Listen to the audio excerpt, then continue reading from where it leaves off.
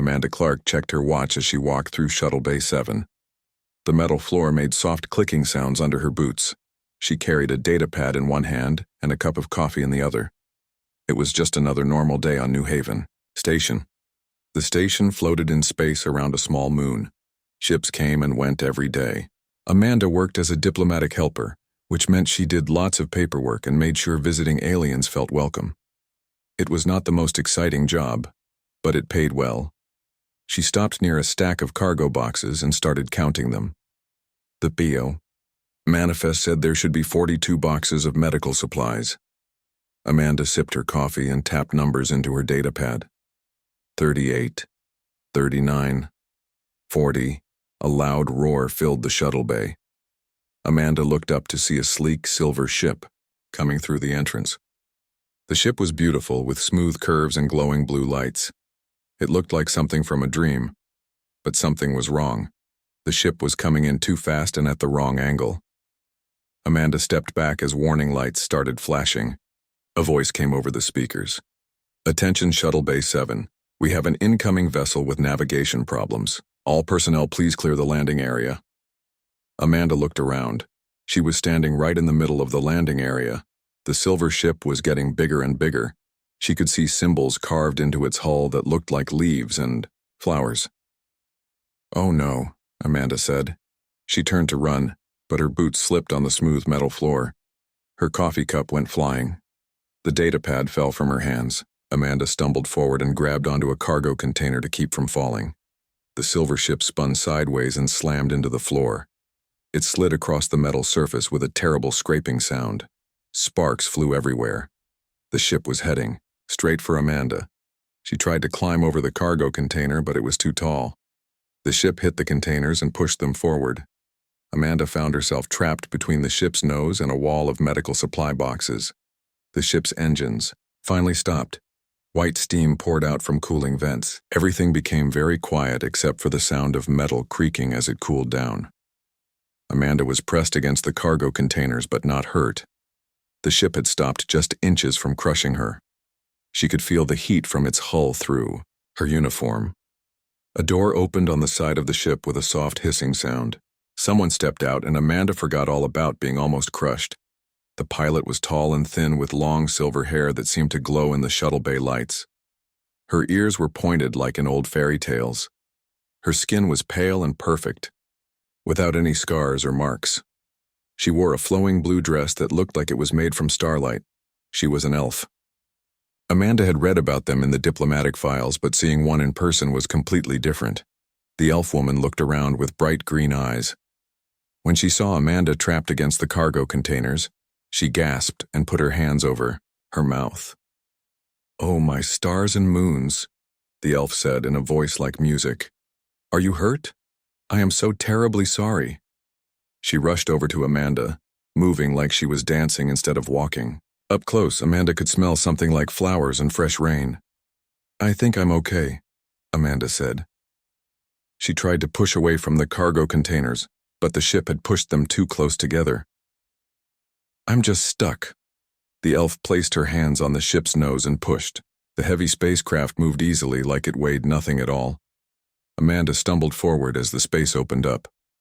"There you are," the elf said with a smile that made Amanda's heart skip. "Let me check if you are injured." Before Amanda could say anything, the elf's hands were running over her arms and shoulders. Her touch was warm and gentle. Everywhere she touched, Amanda felt a strange, tingling feeling. "My ship's navigation system failed," the elf explained as she checked Amanda for injuries. "The quantum flux dampeners overloaded just as I was landing. It was completely out of my control." Amanda nodded, though she had no idea what quantum flux dampeners were. The elf's hands felt nice, so she did not complain about the inspection. "I am Lirelei Moonwhisper," the elf said. "Ambassador from the Silverleaf Consortium. And you are?" "Amanda Clark," Amanda replied. "I work in diplomatic services." "How wonderful." Lirelei clapped her hands together. "We will be working together then." "Oh, but you have a small cut on your arm." Amanda looked down. There was indeed a tiny scratch on her forearm from when she had grabbed the cargo container. "It's nothing," Amanda said. Nonsense. Lorelei pulled a small silver tube from her dress. This is healing salve from my homeworld. It will fix you right up. She squeezed some clear gel onto her finger and started rubbing it on Amanda's arm. The gel felt cool and made the scratch tingle. But more than that, having Lorelei touch her arm made Amanda feel dizzy in a good way. Heavy footsteps echoed across the shuttle bay. Amanda looked up to see Captain Maya Ironpaw walking toward them. Maya was tall and muscular with golden fur covering her arms and face. Her wolf-like ears were pointed forward and her yellow eyes looked annoyed. Maya was the station security chief. She kept everyone safe and made sure the rules were followed. She was also one of the few people on the station who scared Amanda a little bit. What happened here? Maya asked in a low growl. Navigation malfunction, Lorelei said quickly. Completely unavoidable. I am just making sure this lovely human was not injured in the accident. Maya's nose twitched as she sniffed the air. Her eyes narrowed as she looked from Amanda to Lorelei and back again. I'll need to file an incident report, Maya said. Clark, are you hurt? No, I'm fine, Amanda said. Ambassador Moonwhisper's ship just had some technical problems. Maya walked around the silver ship, examining the landing marks on the floor. She stopped and picked up Amanda's datapad, which had survived the crash without damage. Your ship has the most advanced navigation system in the galaxy, Maya said to Lorelei. These things don't just fail. Well, this one did, Lorelei said with an innocent smile. Technology can be so unreliable, don't you think? Maya handed Amanda her datapad. The security chief's expression suggested she did not believe the navigation story, but she could not prove anything. I'll escort Ambassador Moonwhisper to her quarters, Maya said. Clark, finish your inventory and report to Director Voss. As they walked away, Amanda heard Lorelei ask Maya about the station's recreational facilities. Something about wanting to try the new hoverbike rentals in the Arboretum. Amanda watched them go, rubbing the spot on her arm where Lorelei had applied the healing gel. The scratch was completely gone, but her arm still tingled where the elf had touched her. She looked at the silver ship sitting in the middle of the shuttle bay. Navigation malfunction seemed like a reasonable explanation, but something in Maya's suspicious expression made Amanda wonder if there was more to the story. She picked up her empty coffee cup and went back to counting cargo containers. But for the rest of the day, she could not stop thinking about silver hair and green eyes and the smell of flowers and rain. 2 weeks passed without any more ship crashes. Amanda almost forgot about the beautiful elf ambassador. Almost, but not quite. Every time she walked through the shuttle bays, she found herself looking for silver ships. Every time she heard musical voices in the corridors, her heart jumped a little. Amanda was eating lunch in the Arboretum when it happened again. The Arboretum was her favorite place on the station. It had real plants and trees from dozens of different worlds. The air smelled like growing things instead of recycled oxygen and metal. She sat on a bench under a tree with purple leaves, eating a sandwich and reading reports on her datapad. The lunch hour was quiet. Most people preferred the main cafeteria with its view of space. A humming sound made her look up. Someone was riding one of the new hover bikes through the tree paths. The bikes were small flying vehicles that the station rented out for fun. They were supposed to be very safe and easy to control. The rider came around a bend in the path, weaving between hanging vines. It was Lorelei, her silver hair streaming behind her like a banner. She wore simple clothes today instead of her fancy ambassador dress. She looked like she was having the time of her life. Amanda waved. Lorelei saw her and waved back with both hands. That was when things went wrong. The hover bike suddenly lurched to one side. Lorelei grabbed the controls and tried to steer, but the bike spun in a circle. It was heading straight for Amanda's bench. Look out, Lorelei called. Amanda jumped up, but there was nowhere to go. The hover bike slammed into the bench and kept going. Lorelei flew off the bike and crashed into Amanda. They both went tumbling into the soft grass under the purple tree. Amanda found herself flat on her back with an elf lying on top of her. Lorelei's face was inches away. Her green eyes were wide with concern. Are you all right? Lorelei asked. I am so sorry. The controls just stopped working. I'm okay, Amanda said, though her voice came out squeaky. Having Lyrelei this close made it hard to think. Are you sure? Lyrelei did not move away. Instead, she started checking Amanda for injuries again, just like in the shuttle bay. Her hands ran over Amanda's arms and shoulders. You could have internal damage. I don't think, Amanda started to say. What is going on here? Maya's voice cut through the air like a sword. The security chief stood over them with her arms crossed. Her wolf ears were flat against her head, which meant she was really annoyed. Lyrelei rolled off Amanda and stood up, brushing grass from her clothes. Captain Ironpaw, thank goodness you are here. There was a terrible malfunction with the hover bike. Maya walked over to the crashed bike. It was sitting upside down with its engines still humming softly. She pressed a button and the engines stopped.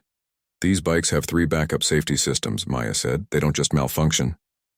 Well, this one did, Lyrelei said. She helped Amanda to her feet.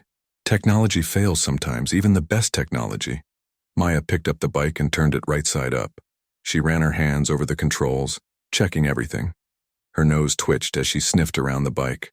The safety systems are all working fine, Maya said. The emergency stop button was never pressed. How strange, Lyrelei said. Perhaps it was user error then. I am not very good with mechanical things. Amanda watched this conversation with growing suspicion. In the shuttle, Lyrelei had talked about quantum flux dampeners like she knew exactly what they were. That did not sound like someone who was bad with mechanical things. Maya seemed to be thinking the same thing. She looked at Lyrelei for a long moment, then at Amanda, then back at Lyrelei. I'll need to file another incident report, Maya said. This is the 2nd accident involving you in 2 weeks, Ambassador. Accidents happen, Lyrelei said with a bright smile. That is why they are called accidents. Maya's eyes narrowed. Clark, are you injured? No, I'm fine, Amanda said. Just startled. Good. Maya turned back to Lyrelei. Ambassador, perhaps you should stick to transportation that comes with a driver. Oh, but I love trying new things, Lyrelei said. It is how we learn and grow, don't you think? Maya made a note on her datapad. I'm confiscating this hover bike for a full safety inspection. She picked up the bike like it weighed nothing and walked away. But not before giving Amanda a look that clearly said, be careful. When Maya was gone, Lyrelei sat back down on the bench. Amanda sat beside her, leaving some space between them. Are you really all right? Lyrelei asked. You seem shaken. I'm fine, Amanda said. But I have to ask, do you always have such bad luck with vehicles? Lyrelei laughed, a sound like silver bells. I suppose I do. My people are not known for being practical with machinery. But you knew about quantum flux dampeners, did I? Lyrelei looked confused. I do not remember saying anything about quantum flux dampeners. Amanda was sure she remembered correctly, but Lyrelei seemed so innocent that she started to doubt herself.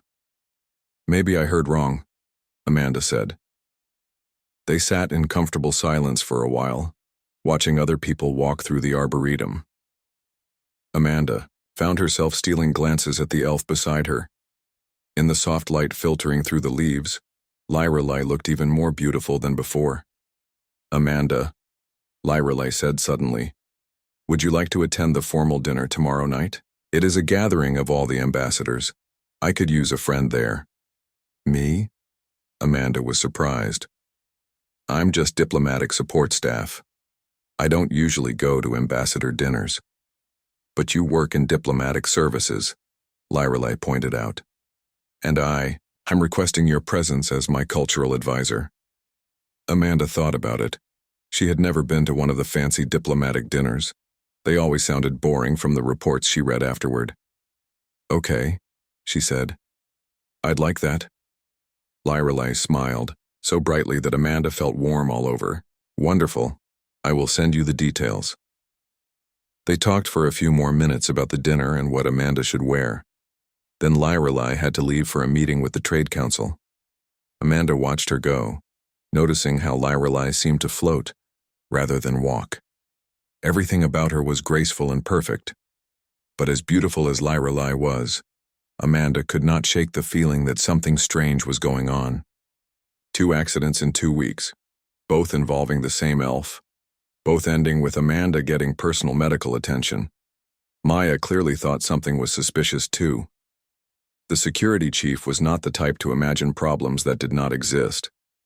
Amanda picked up her sandwich from where it had fallen in the grass. It was covered with dirt now, but she was not hungry anyway. She had too much to think about. That evening, Amanda went to the station's small library to look up information about elves. Most of what she found was basic diplomatic information. Elves lived for hundreds of years. They had advanced technology mixed with something they called nature magic. They valued art and beauty above most other things.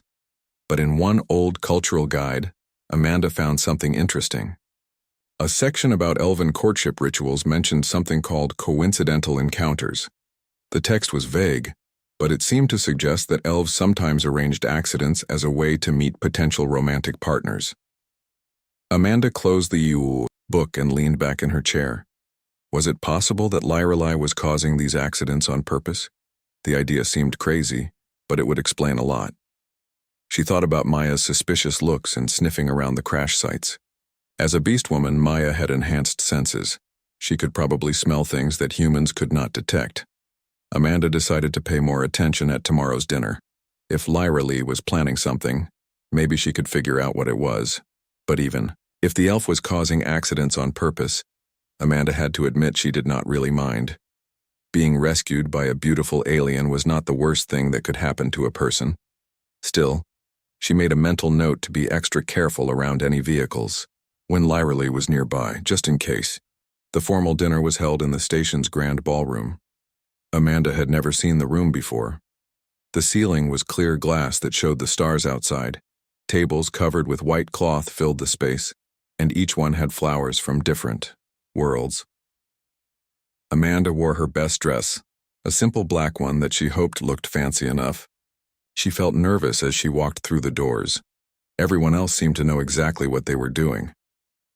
She found Lyrelai near the center of the room, talking to a group of other ambassadors. The elf wore a flowing green dress that seemed to change color when she moved. Silver jewelry sparkled at her throat and wrists. Amanda.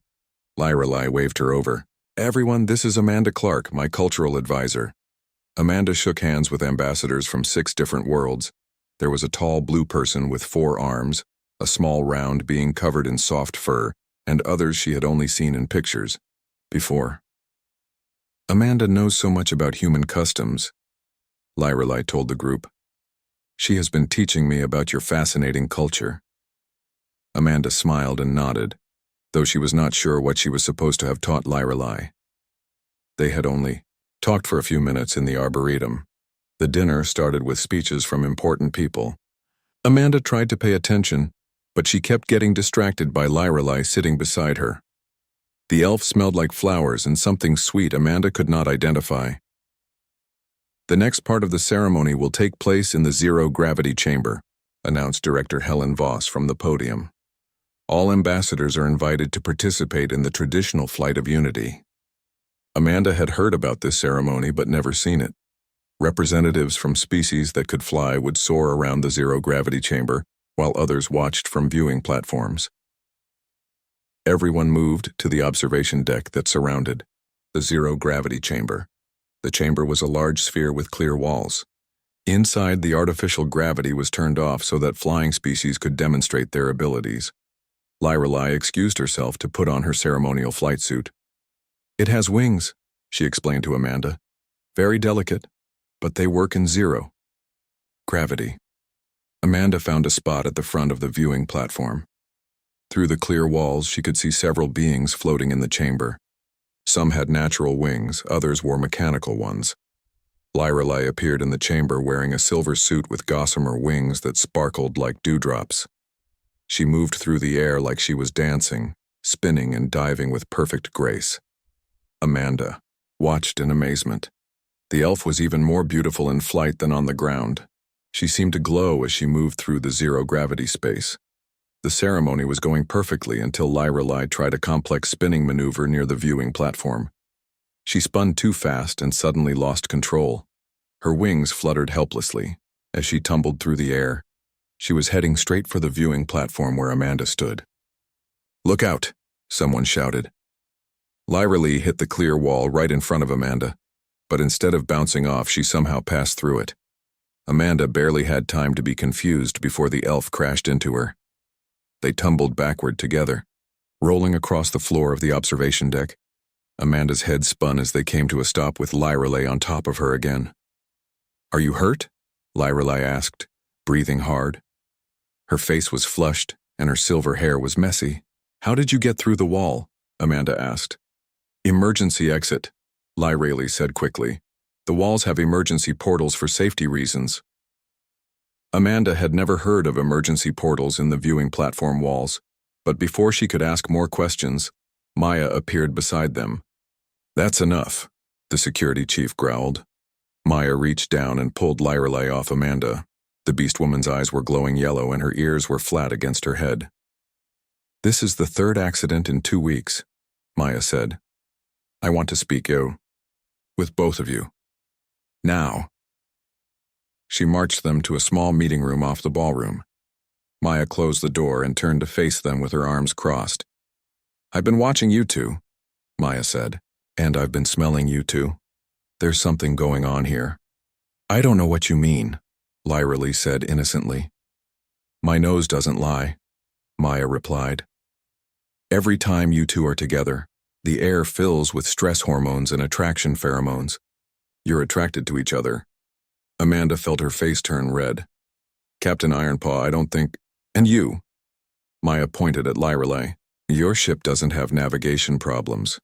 That hover bike wasn't broken. And there are no emergency portals in the viewing platform walls." Lyra Lee's innocent expression finally cracked. She looked down at her hands and sighed. "You are very observant, Captain," she said quietly. "So you admit it," Maya said. "You've been causing these accidents on purpose." "Yes?" Lyra Lee said. "I have been." Amanda stared at her. "But why?" Lyra Lee looked up with sad eyes. "Because in my culture, courtship requires what we call coincidental encounters. We cannot simply ask someone on a date. We must create situations where we meet by accident and then see if fate brings us together." "You mean you've been trying to ask me out?" Amanda asked. "I have been trying to court you," Lyra Lee corrected. "But every time I cause an accident, I must also provide medical care and comfort. It is part of the ritual." Maya rubbed her temples like she had a headache. "So you've been deliberately crashing into Clark as some kind of alien dating ritual?" "It is more complex than that," Lyra Lee said. "I must prove that I can protect her from danger, even danger that I cause myself. If she accepts my care without complaint, it means she trusts me." Amanda thought about all the times Lyra Lee had checked her for injuries and applied healing gel to tiny scratches. The elf had been very thorough with the medical examinations. "I trusted you," Amanda said. "But I thought you were just being nice." "I was being nice," Lyra Lee said. "But I was also following the ancient customs of my people." Maya sat down heavily in a chair. "Do you have any idea how many incident reports I've had to file? How many creative explanations I've had to come up with to avoid diplomatic problems?" I'm sorry for the extra work," Lyra Lee said. "I did not think about the paperwork." "The paperwork is the least of it," Maya grumbled. "Director Voss has been asking questions. The insurance department is getting suspicious. And I've been lying, to protect you both." Amanda felt terrible. Maya had been covering for them without even knowing what was really going on. "Why didn't you just tell me how you felt?" Amanda asked Lyra Lee. "Because if I had simply asked you to dinner, you might have said yes out of politeness," Lyra Lee explained. "But if you accept my protection and care after I accidentally hurt you, then your feelings are real." It was a strange way to think about dating, but Amanda could see the logic in it. Elves lived for hundreds of years. They probably wanted to be very sure about their romantic choices. "So what happens now?" Maya asked. "Do you two want to date each other or not?" Amanda looked at Lyra Lee.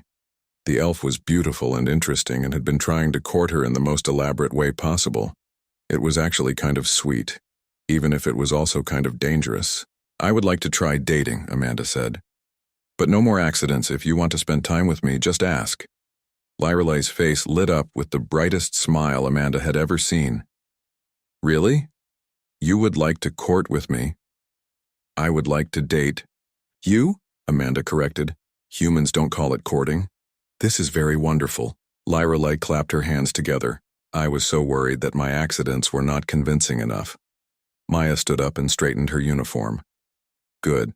Now that you two have figured out your romantic situation, I have one more thing to say. She looked directly at Lyralay with her most serious expression. If you cause one more fake accident on my station, I will personally throw you out an airlock. Do we understand each other? Perfectly, Lyralay said, still smiling. No more accidents. Good. Maya headed for the door. Now I have to go back to the party and pretend none of this happened. Try not to crash into anything else tonight. After Maya left, Amanda and Lyralay sat in comfortable silence for a moment. I really am sorry about all the crashes. Lyralay said, I hope I did not hurt you. You didn't hurt me, Amanda said. But next time you want to ask someone out, maybe try flowers instead of vehicle collisions. Lyralay laughed. I will remember that, though I must admit the crashes were rather exciting. They were definitely memorable, Amanda agreed. They walked back to the party together, hand in hand. Amanda could see Maya watching them from across the room. The security chief looked relieved, but also tired. Amanda made a mental note to buy Maya a very nice bottle of whatever Beastwomen drank as a thank you for putting up with their ridiculous romantic drama. But for now, she was just happy to have figured out why the most beautiful woman on the station kept literally falling into her life. Life on New Haven Station became much more peaceful after Lyralay stopped crashing into Amanda. They went on normal dates like normal people. They had dinner together, watched movies, and took walks through the Arboretum without any vehicle accidents. Maya seemed happier too. Her incident reports went back to normal things like lost luggage and minor diplomatic disagreements. No more creative explanations for impossible navigation failures, but their peaceful time did not last long. 3 weeks after the formal dinner, another elven ship arrived at the station. It was larger than Lyralay's silver vessel and painted in deep green with gold trim. The symbols on its hull were different too. Instead of flowers and leaves, these symbols looked like swords and shields. Amanda was in the shuttle bay when the ship landed. She had started doing more shuttle bay inspections lately, mostly because she enjoyed watching ships come and go. This ship landed perfectly in the center of its assigned space. 5 elves in elaborate robes stepped out. They were older than Lyralay, with serious faces and stern expressions. The leader was a tall male elf with silver hair tied back in a complex braid. He wore robes of midnight blue covered in golden stars. Amanda recognized him from the diplomatic files. His name was Sylvanus Starweaver, and he was some kind of high-ranking official from the Silverleaf Consortium. Where is Ambassador Moonwhisper? He asked the first person he saw, who happened to be Amanda. I can call her for you, Amanda offered. I'm Amanda Clark from Diplomatic Services. Sylvanus looked at her like she was something unpleasant he had found on his shoe. You are the human. It was not a question. Amanda nodded anyway. We will speak with her immediately, Sylvanus said. Alone. The elves swept out of the shuttle bay in a group, their robes flowing behind them like storm clouds. Amanda watched them go with a growing feeling of unease. She found Lyralay in her quarters an hour later. The elf was sitting on her bed looking upset. Her usually perfect hair was messy and her green eyes were red like she had been crying. What's wrong? Amanda asked, sitting beside her. The Council of Elders has come, Lyralay said quietly. They heard about our relationship. Is that bad? They think I am making a mistake. Lyralay wiped her eyes with the back of her hand. They say humans are too young and violent to be proper partners for elves. Amanda felt a flash of anger. Young and violent? Elves live for hundreds of years, Lyralay explained. To them, humans seem like children, and your people have only been in space for a few decades. Many elves think you need more time to become civilized. That's ridiculous, Amanda said. Humans have been civilized for thousands of years. I know that, Lorelei said, but the elders are very traditional. They do not like change. What are they going to do? Lorelei looked away. They want to challenge you to prove your worth. If you pass their tests, they will accept our relationship. If you fail, if I fail, they will forbid me from seeing you again. And they will request that you be transferred to a different station. Amanda felt cold. What kind of tests? Traditional elven trials, Lorelei said. Tests of skill, wisdom, and honor. They are designed to be very difficult. How difficult? No human has ever passed them before. Amanda stared at her. No human has ever passed? Then why would they even offer the tests? Because they do not expect you to accept, Lorelei said sadly. They think you will be too frightened to try. Amanda stood up and started pacing around the room.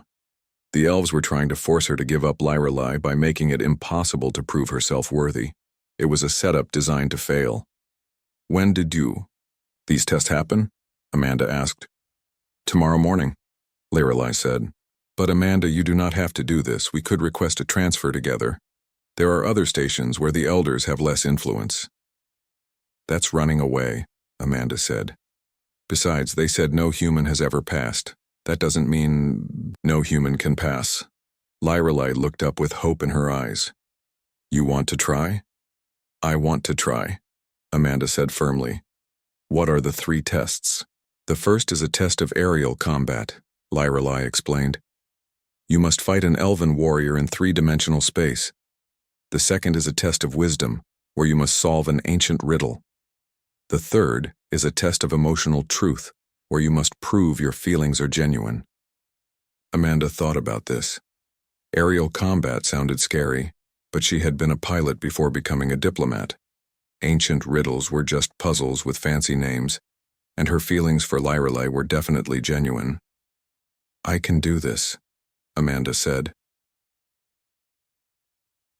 Mate, aerial combat is the most dangerous, Lorelei warned. You will be fighting Sylvanus himself. He is over 200 years old and has never lost a battle. Has he ever fought a human before? No. Then he doesn't know what to expect, Amanda said with a grin. That might give me an advantage. That evening, Amanda went to see Maya in the security office. The Beastwoman was working late, filling out reports on her computer. I need a favor, Amanda said. Maya looked up with suspicious yellow eyes. What kind of favor? I need to borrow some zero-gravity combat training equipment. Why? Amanda explained about the elven trials and the challenge from the Council of Elders. Maya listened without interrupting, but her expression grew more and more annoyed. So let me understand this, Maya said when Amanda finished. You're going to fight a 200-year-old elf warrior in single combat to prove you're good enough to date his ambassador. That's right. And if you lose, they'll separate you and Lorelei forever. Yes. And you think this is a good idea because the alternative is giving up without trying, Amanda said. And humans don't give up.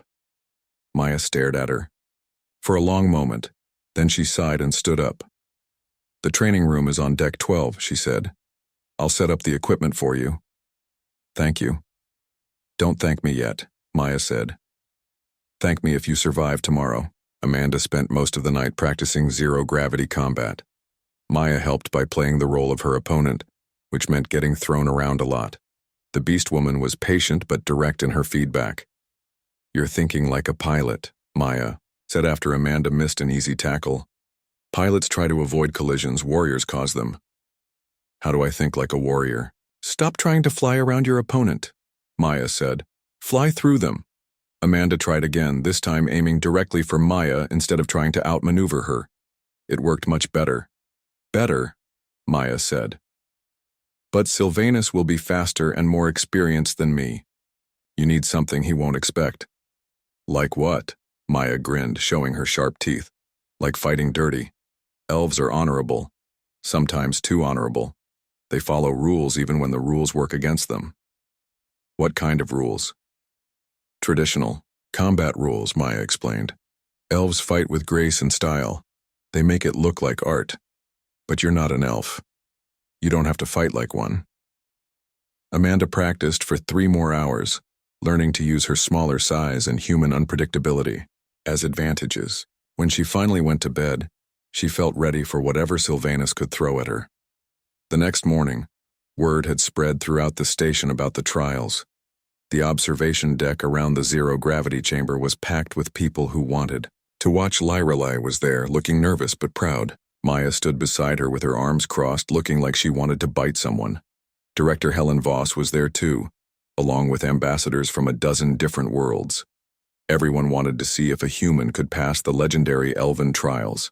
Amanda floated in the zero-gravity chamber, wearing a simple flight suit and basic protection gear. Across from her, Sylvanus wore elaborate silver armor that looked like it was made from starlight. "Are you ready, young human?" Sylvanus called out. "Ready," Amanda replied, "then let us begin."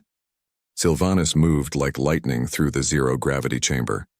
His silver armor gleamed as he spun and dove with perfect elven grace. Amanda had never seen anyone move so fast in 3 dimensions. She barely dodged his first attack, pushing off the chamber wall to avoid his reaching hands. Traditional elven combat was about capturing your opponent, not hurting them. First person to pin the other won the match. Sylvanus came at her again, flowing through the air like water. Amanda tried to counter, but he was already gone, moving to attack from a different angle. "Too slow, human," Sylvanus called out. "Perhaps you should give up now and save us both time." Amanda gritted her teeth and remembered Maya's advice. Stop trying to fly around him. Fly through him. When Sylvanus attacked again, Amanda did not try to dodge. Instead, she launched herself straight at him. The elf was so surprised by the direct assault that he could not adjust in time. They collided in the center of the chamber, but Sylvanus was stronger and more experienced. He grabbed Amanda's arms and started to spin, using the momentum to throw her against the chamber wall. Amanda did something no elf would ever do. She bit him. Sylvanus yelped in surprise and let go. Amanda used the moment to grab his ornate belt and swing herself around behind him. Before he could react, she had her arms wrapped around his neck in a chokehold. "Yield," Amanda said. "That was unconventional," Sylvanus gasped. "Humans don't always follow conventional rules," Amanda replied. "I yield," Sylvanus said. The crowd outside the chamber erupted in cheers. Amanda had won the first trial. The second trial took place in a quiet room with just Amanda, Sylvanus, and the other elven elders. They presented her with an ancient riddle carved on a stone tablet. What is stronger than steel, softer than silk, colder than ice, and warmer than fire? Sylvanus read aloud. Amanda stared at the tablet. The riddle sounded impossible. How could something be both colder than ice and warmer than fire at the same time? She thought about it for 20 minutes while the elves waited patiently. Then she remembered something Lyrelei had told her about elven philosophy. Elves believed that opposite things could be true at the same time if you looked at them from different perspectives. "Love," Amanda said finally. "Explain," Sylvanus commanded. "Love is stronger than steel because it cannot be broken by force," Amanda said. "It's softer than silk because it's gentle and kind. It's colder than ice when it's lost or rejected. And it's warmer than fire when it's shared between 2 people." The elven elders looked at each other and nodded slowly. "Acceptable," Sylvanus said. "You have passed the second trial." The third trial was the hardest.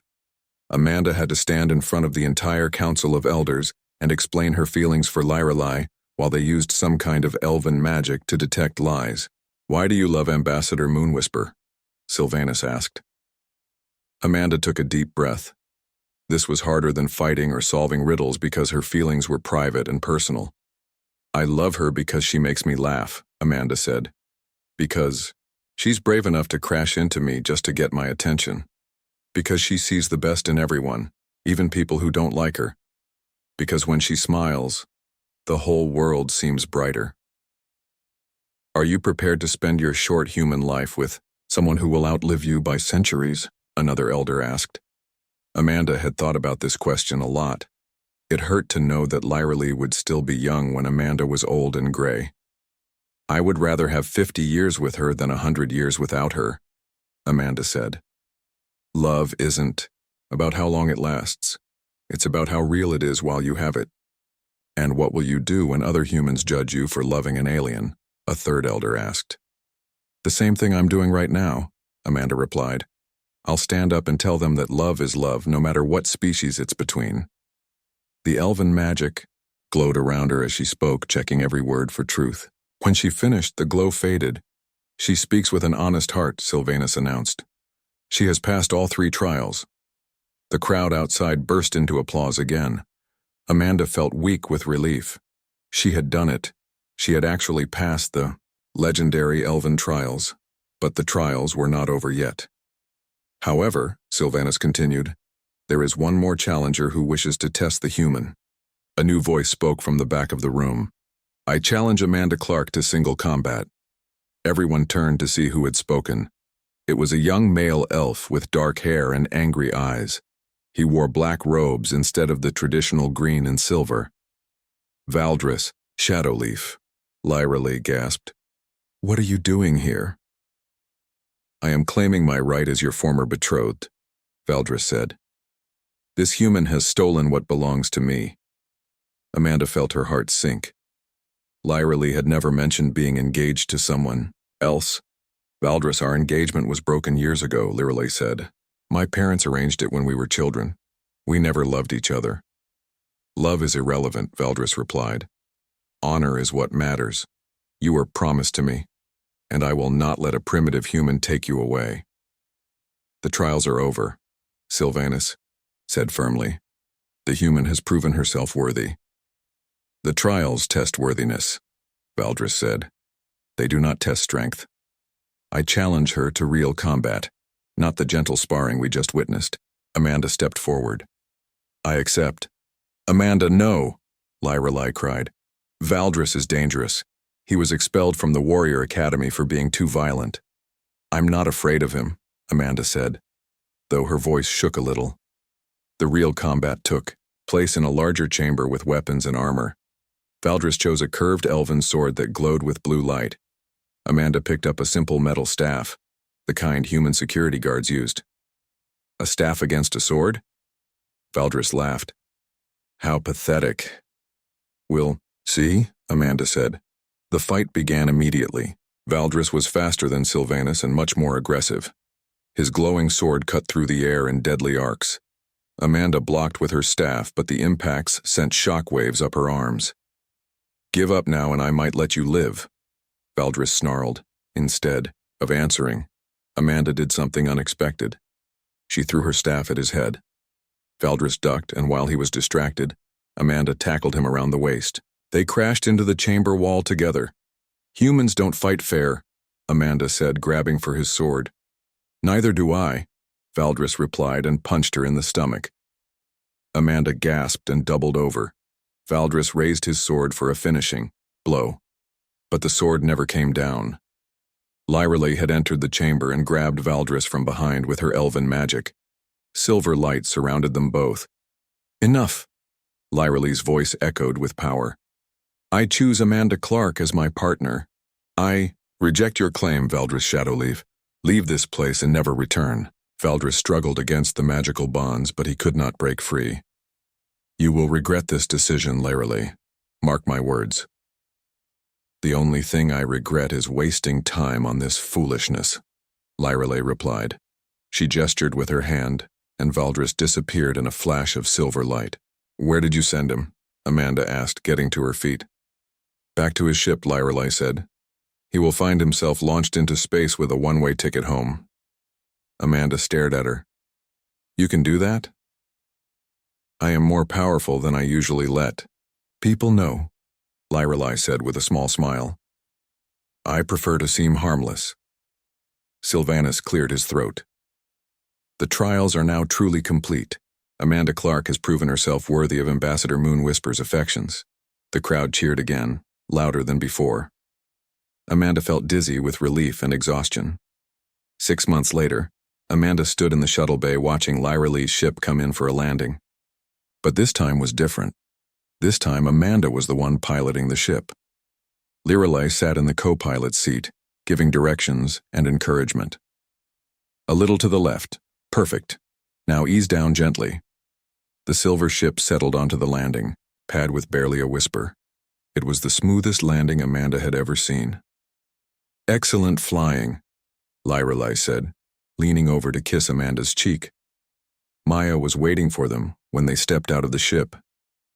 The security chief looked relaxed and happy for the first time since Amanda had known her. Welcome back, Maya said. How was the diplomatic mission to Earth? Successful, Amanda replied.